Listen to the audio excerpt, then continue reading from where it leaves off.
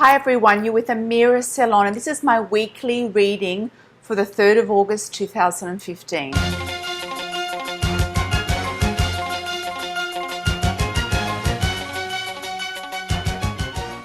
I'm going to be reading Amira's Love Oracle cards for you. I'm pulling 3 cards and doing a special reading for you. These cards were channeled from Spirit. I invented them myself. They're a modern context of 44 colourful cards, and they give up-to-date themes and trends about relationships and dating today. You can also use them to answer any question in your life at all, and I'll show you how to do that as we go along. So first I'm going to shuffle the cards and select 3 cards for you for your weekly reading from the 3rd of August. So here we go. I just like to put a little bit of energy into the cards and just see what comes up. Okay, 3rd of August. What have we got?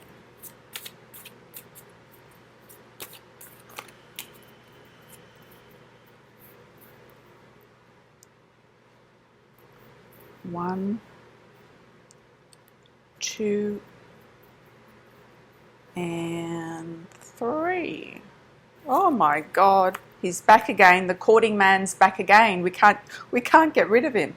Okay, the first card we have this week is the short-term card. And a lot of the time, the short-term card does freak people out. They think, oh my God, it's going to break my heart. It's going to be over really quickly. It's only going to be short-term, a short-term relationship. That can be the case with this card. But the other thing can be is that you feel that there's time pressure. You feel that there's a clock ticking, as you can see the clock dial here. You feel that things are going to happen really quickly. So the short-term card can mean, especially in the first position of a 3-card story or a 3-card spread, it can mean that somebody is going to come in really, really quick. So I would say that would apply more to the first position of this particular spread. Let's have a look at the second card. The second card for you that I pulled out was the True Gem card. And the True Gem card is a beautiful card. It means basically somebody who is valuable, who is a true gem, who is worthy or worth something, somebody who you value. So if you don't have this true gem in your life in a very short time frame, a true gem should pop into your life quite naturally. Other than that, if you already have someone in your life who is a true gem, or you can relate to the following message here for the true gem, it can mean something to do with connections with crystals or gemstones, somebody working with crystals or gemstones, or jewelry designing or jewelry making.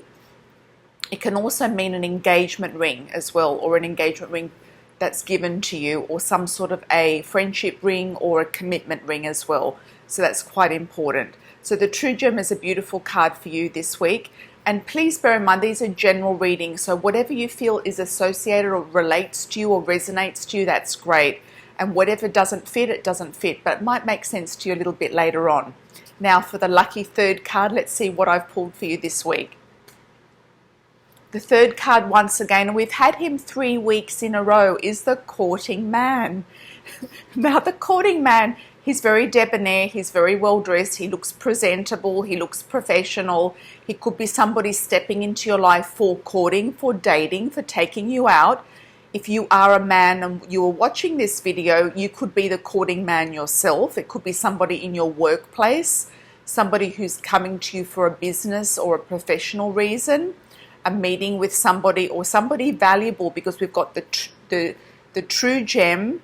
So somebody valuable who is coming in to offer you something, or to connect with you or something, or co-create with you on something. Co-creation is really what this is about, isn't it? Our lives are about co-creating beautiful things, co-creating art, co-creating work, and all sorts of energy with other people. So this is what it's about. The Courting Man is coming forward, and I'd like to know from you, or hear back from you about this Courting Man.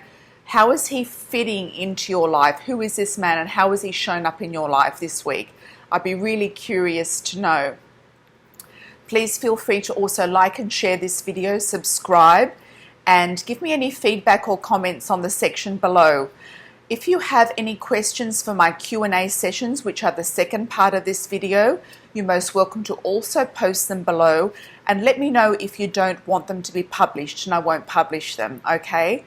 And we're going to be doing a Q&A session very shortly. So I hope you've resonated with my reading this week. It's been an amazing week. We've had the full moon in Aquarius last Friday, which has resonated and sort of flow through to this week with quite a bit of energy and impact, considering to be the blue moon being the second moon or the second full moon in the month of July. So we had two moons in the month of July. One was at the beginning of the month on the 1st and one on the 31st. This full moon in Aquarius, I feel has had a lot of impact, had a lot of energy, especially relating to Aquarians and also to Leos. So you might have felt it the most. For Aquarians, it could have been something to do with an ending and completion, and the full moon is often about endings and completions anyway.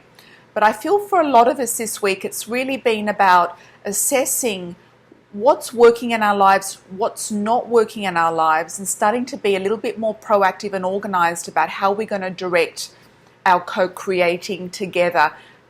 What people would you like to work with you? Who is going to stay and who's going to go? And it's about clearing out the closet, getting rid of those people who are just hanging on the fringes, who are not really collaborating with you in the right way, who may have promised you something and not delivered.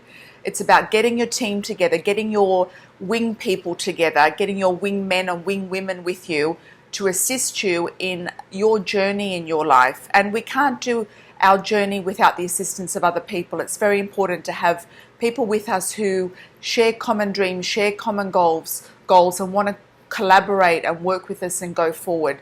And I think it's very important as we come into the month of August, this beautiful sun in Leo. I mean, the sun loves being in Leo. It shines. It's brilliant. I feel it's going to be a very lucky month for a lot of people this month. And this is the time to really put your flirt on, to shine, to be the star, to step out and to really get organized in your life and do exactly what you want to do. So with that, I'm going to go now to our Q&A session for this week. Let me see what's on our Q&A.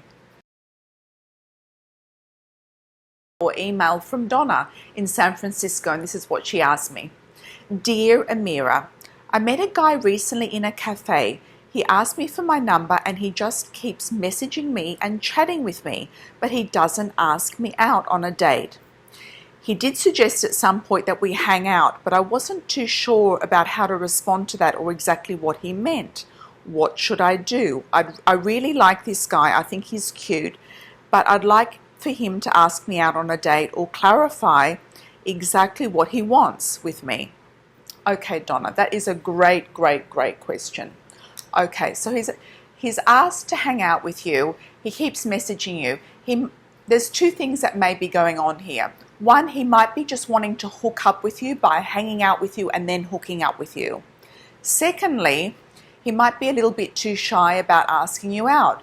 So this is how I would handle it. I would say to him, hey Jim, just say his name's Jim. Hey Jim, I really like you. I think you're really cute. I'd like to know what you mean by hanging out. Are you wanting to ask me on a date or you just want to hang out as friends? And just see what he says. If he says, oh, I just like to hang out as friends and see how it goes, he's just testing the water. He might be just wanting to hook up with you by hanging out with you. That's usually a code. Hanging out can be hooking up. And he might not be really wanting anything serious.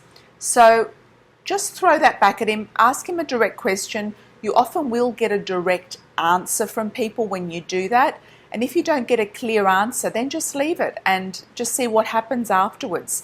See if he comes around or see what else he has to offer you.